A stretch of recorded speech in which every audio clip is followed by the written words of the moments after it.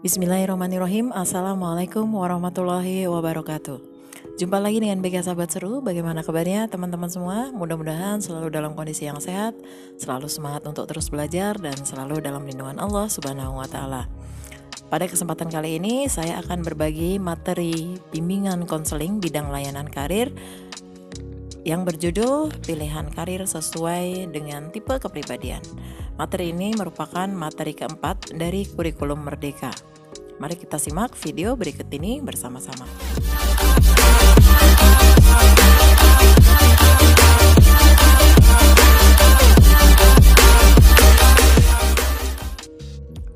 Teori Holland tentang teori kepribadian dan model lingkungan merupakan pendekatan yang populer saat ini dalam bimbingan kerja. Teori Holland terhadap pilihan pekerjaan dikembangkan berdasarkan beberapa asumsi, antara lain yaitu yang pertama, kepribadian seseorang individu merupakan faktor utama dalam pilihan pekerjaan atau kejuruan. Yang kedua, inventori minat atau ketertarikan pada kenyataannya merupakan inventori kepribadian. Kemudian yang ketiga, individu mengembangkan pandangan stereotip jenis pekerjaan yang memiliki relevansi psikologis. Stereotip ini memainkan peran utama dalam pilihan pekerjaan. Selanjutnya yang keempat, angan-angan tentang pekerjaan seringkali merupakan tanda untuk pilihan pekerjaan. Selanjutnya yang kelima, identitas, kejelasan persepsi individu tentang tujuan dan karakteristik pribadinya berhubungan dengan memiliki sejumlah kecil tujuan kejuruan atau pekerjaan yang lebih berfokus. Kemudian yang terakhir, yang keenam, untuk menjadi sukses dan puas dalam sebuah karir, seseorang perlu memilih pekerjaan yang sesuai dengan kepribadian seseorang. Kesesuaian kepribadian adalah salah satu di mana orang lain dalam lingkungan kerja memiliki karakteristik yang sama atau mirip seperti miliknya sendiri. Selanjutnya kita akan melihat tipe-tipe kepribadian dalam teori pilihan karir menurut Holland. Ini biasa disebut sebagai teori Rorschach. Kepribadian berkembang sebagai hasil interaksi karakteristik yang diwariskan, kegiatan yang diarahkan oleh individu, dan kepentingan serta kompetensi yang tumbuh dari kegiatan. Holland percaya bahwa untuk beberapa tingkatan tipe memperanakan tipe, tetapi mengakui bahwa anak-anak membentuk lingkungan mereka sendiri dan mereka dihadapkan pada sejumlah orang di samping orang tua mereka yang memberikan pengalaman dan memperkuat beberapa jenis tertentu dari performa. Kombinasi dari pengaruh tersebut menghasilkan seseorang yang cenderung untuk menunjukkan karakteristik dari konsep diri dan pandangan serta untuk mendapatkan disposisi karakteristik. Pada akhirnya kepribadian muncul. Holland mengemukakan ada 6 tipe kepribadian murni yang jarang terjadi jika sama sekali dalam bentuk murni. Keenam tipe murni biasanya disebut dengan Rorschach, yaitu diantaranya sebagai berikut. Yang pertama, tipe realistis. Tipe model ini memiliki kecenderungan untuk memilih lapangan kerja yang berorientasi kepada penerapan.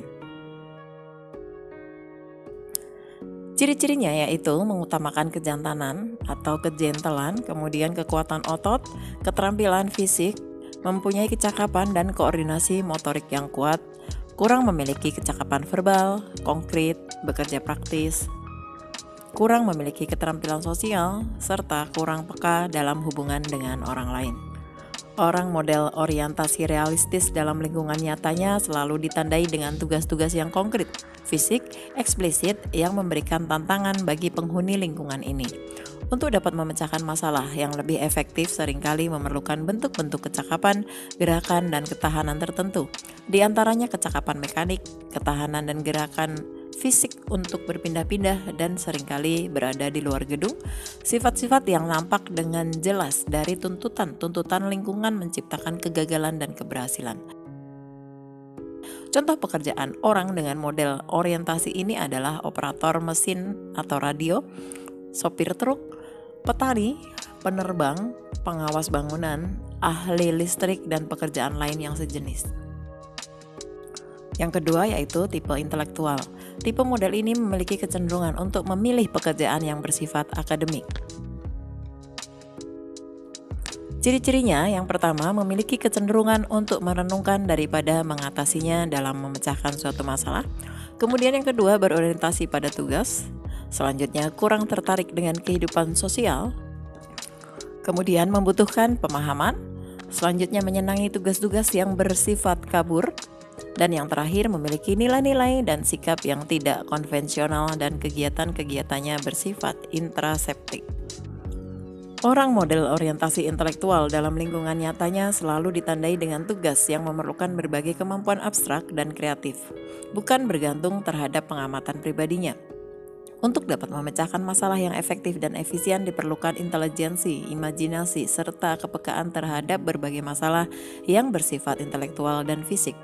Kriteria keberhasilan dalam melaksanakan tugas bersifat objektif dan bisa diukur, tetapi memerlukan waktu yang cukup lama dan secara bertahap.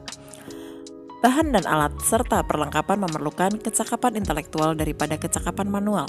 Kecakapan menulis mutlak dipelihara dalam orientasi ini. Contoh pekerjaan orang dengan model orientasi ini adalah ahli fisika, ahli biologi, ahli kimia, antropologi, matematika, pekerjaan penelitian, dan pekerjaan lain yang sejenisnya. Kemudian yang ketiga, sosial. Tipe model ini memiliki kecenderungan untuk memilih lapangan pekerjaan yang bersifat membantu orang lain. Ciri-ciri dari tipe model ini adalah yang pertama pandai bergaul dan berbicara, kemudian yang kedua bersifat responsif, yang ketiga bertanggung jawab, kemudian yang keempat memiliki nilai kemanusiaan, kemudian yang kelima bersifat religius, selanjutnya yang keenam membutuhkan perhatian, yang ketujuh memiliki kecakapan verbal, kemudian yang kedelapan memiliki hubungan antar pribadi yang baik, kemudian yang ke-9 kegiatan-kegiatan rapi yang teratur, kemudian yang ke-10 menjauhkan bentuk pemecahan masalah secara intelektual, dan yang terakhir lebih berorientasi pada perasaan. Orang model orientasi sosial memiliki ciri-ciri kebutuhan akan kemampuan untuk menginterpretasi dan mengubah perilaku manusia, serta minat untuk berkomunikasi dengan orang lain. Secara umum, orientasi kerja dapat menimbulkan rasa harga diri dan status. Nah, untuk contoh pekerjaan orang dengan model orientasi ini adalah seorang guru, pekerja sosial, konselor, misioneri, psikolog klinis, terapis, dan pekerjaan lain yang sejenisnya.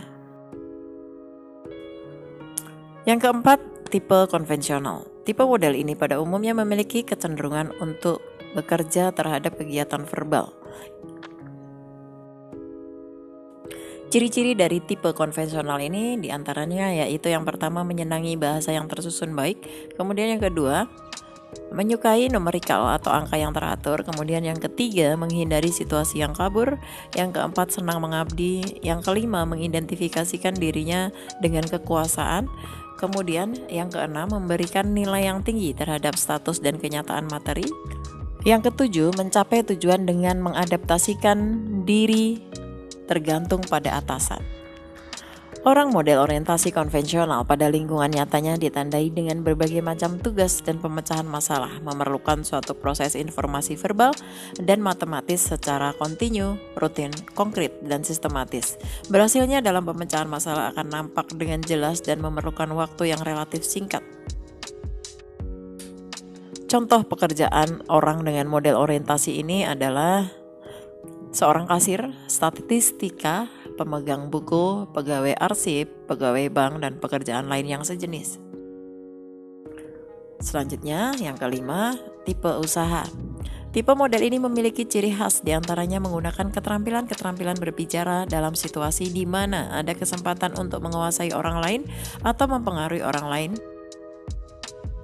Selanjutnya, ciri-ciri dari tipe usaha ini yang pertama menganggap dirinya paling kuat, kemudian merasa gentle atau jantan, kemudian yang ketiga mudah untuk mengadakan adaptasi dengan orang lain, yang keempat menyenangi tugas-tugas sosial yang kabur, yang kelima perhatian yang besar pada kekuasaan status dan kepemimpinan, dan yang terakhir agresif dalam kegiatan lisan. Contoh pekerjaan orang dengan model orientasi usaha adalah pedagang, politikus, manajer, pimpinan eksekutif perusahaan, perwakilan dagang, dan pekerjaan lain yang sejenis. Selanjutnya yang keenam, tipe artistik. Tipe model orientasi ini memiliki kecenderungan berhubungan dengan orang lain secara tidak langsung, bersifat sosial, dan sukar menyesuaikan diri.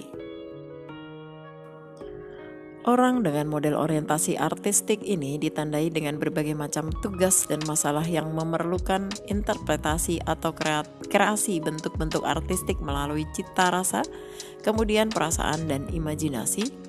Nah, dengan kata lain, orientasi artistik lebih menitik beratkan terhadap keadaan sekitar yang dilakukan dengan melalui ekspresi diri dan menghindari keadaan yang bersifat intrapersonal, keteraturan, atau keadaan yang menuntut keterampilan fisik. Contoh pekerjaan orang dengan model orientasi artistik ini diantaranya ahli musik, ahli kartun, ahli drama, pencipta lagu, penyair, dan pekerjaan lain yang sejenisnya. Setelah mendengarkan penjelasan tadi, kita akan mengikuti kegiatan refleksi. Nah, refleksinya sebagai berikut. Teori Holland menjelaskan bahwa interaksi individu dengan lingkungan tersebut dapat menghasilkan karakteristik pilihan pekerjaan dan penyesuaian lingkungan pekerjaan. Inti dari teori ini adalah proyeksi dari kepribadian individu dengan suatu pekerjaan. Selain itu, teori ini menganggap bahwa suatu pemilihan pekerjaan atau jabatan adalah merupakan hasil dari interaksi antara faktor keturunan dengan segala pengaruh budaya, teman bergaul, orang tua, orang dewasa yang dianggap memiliki peranan penting. Teori ini menegaskan bahwa kebanyakan orang menyerupai lebih dari satu tipe kepribadian. Bagaimana menurut kalian? Apakah inti dari pokok pikiran teori Holland yang kalian pahami? Jelaskan secara singkat. Demikian tadi uraian materi tentang pilihan karir sesuai dengan tipe kepribadian.